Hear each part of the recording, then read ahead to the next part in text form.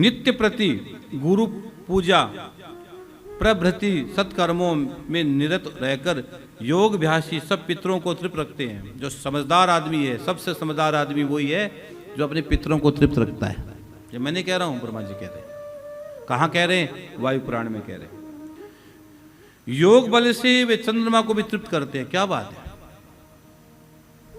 योग बल से चंद्रमा को भी तृप्त करते हैं, जिससे त्रिलोक्य को जीवन प्राप्त होता है। इससे योग की मर्यादा जानने वालों को सदैव श्राद्ध करना चाहिए। जो अपने मन में परमात्मा का वास करवाना चाहते हैं, उस जीवात्मा को निश्चित श्राद्ध करना ही चाहिए। श्राद्ध जरूर जरूर करना चाहिए। हर प्राणी मात्र को श्राद्ध का विधान है, करना चाहिए।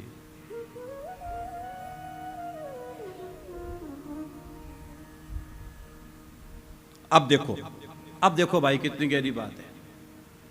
इसको सुनो। अब इसको सुनते तुम्हारे कान खड़े हो जाएंगे। हाँ, अब सुनो रे, क्या लिखा है? मनुष्य, या वायु पुराण में, मनुष्यों द्वारा पितरों को श्रद्धा पूर्वक दी गई वस्तुएं ही श्राद्ध कही जाती है। ये तो मैंने बता दिया आपको। मनुष्य के द्वारा पितरों को श्रद्धा से दी गई चीज। अगर आप छाता भी दे रहे हो, श्रद्धा होनी चाहिए। खड़ाऊ भी दे रहे हो तो श्रद्धा होनी चाहिए। यज्ञ जो पवित्र पितरों के लिए दे रहे हो, श्रद्धा होनी चाहिए। कपड़े दे रहे हो तो श्रद्धा होनी चाहिए। पितरों के लिए दे रहे हो, श्रद्धा होनी चाहिए। पितरानी के लिए दे रहे हो तो श्रद्धा होनी चाहिए। हाँ, तुम ब्राह्मणों को भोजन करवा रहे हो तो श्रद्धा होनी चाहिए। तुम तर्पण करवा रहे हो तो श्रद्धा होनी चाहिए। तुम कपड़े दे रहे हो तो श्रद्धा होनी चाहिए। तुम गायों के लिए ग्रास खिला रहे हो पितरों को तो श्रद्धा होनी चाहिए। नहीं तो कोई मतलब नहीं है। यहां क्या लिखा है, इस बात को समझ लेना। और आज की कथा का सार है, राधाष्टमी है, ये कथा का सार है। गांठ बांध लेना आज जो मैं बोल रहा हूं। क्या लिखा गया है? मनुष्यों द्वारा पितरों को श्रद्धा पूर्वक दी गई वस्तुएं ही श्राद्ध कही जाती है। श्राद्ध कर्म में जो व्यक्ति पितरों की पूजा किए बिना ही, श्राद्ध में, पितृपक्ष में जो व्यक्ति पितरों की पूजा किए बिना ही किसी अन्य क्रिया का अनुष्ठान करता है, उसकी उस क्रिया का फल राक्षसों तथा दानवों को प्राप्त हो जाता है। ये मैं नहीं कह रहा हूं, ब्रह्मा जी कह रहे हैं। वायु पुराण में ब्रह्मा जी कह रहे हैं। अगर आप अपने पितरों को श्राद्ध किए बगैर, तर्पण किए बगैर, अगर आप श्राद्ध पक्ष में कोई भी किसी को देते हो, वो सीधा का सीधा किसको प्राप्त हो जाता है? राक्षसों को और दानवों को चला जाता है। आप कहते हैं ना, कई बार आपने घर में किसको बिठा रखा है, ये बात यहां लागू होती है।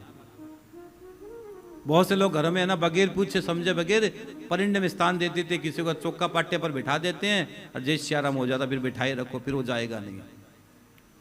नाम के दादाजी बैठे, दादाजी को दूसरा दादाजी बैठा है।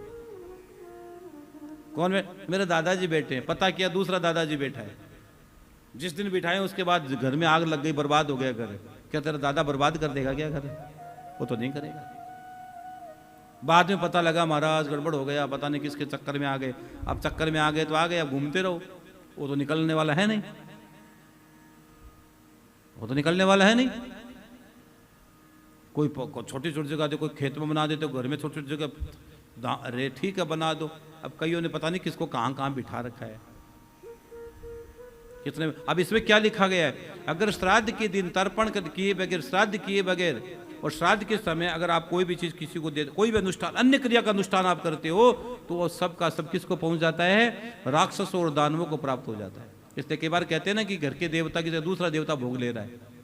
क्या बोलते कई बार कि तेरे घर के देवताओं को भोग नहीं जा रहा है, तू भोग लगाता है, कोई और आत्मा खा जाती है।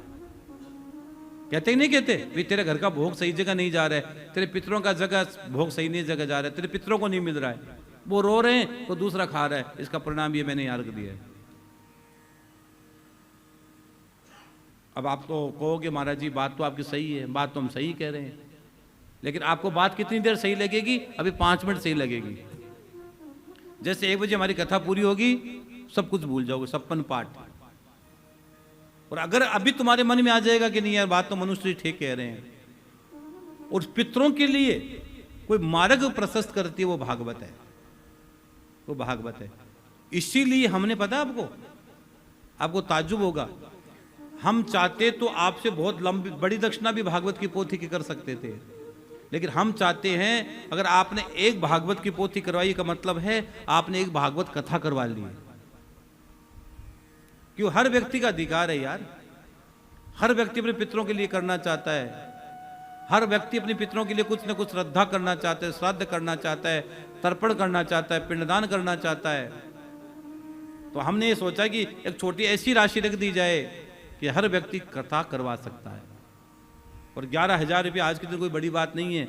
हर व्यक्ति कहीं न से कहीं व्यवस्था करके एक भागवत की पोथी पितरों को गया में जरूर सुना सकता है।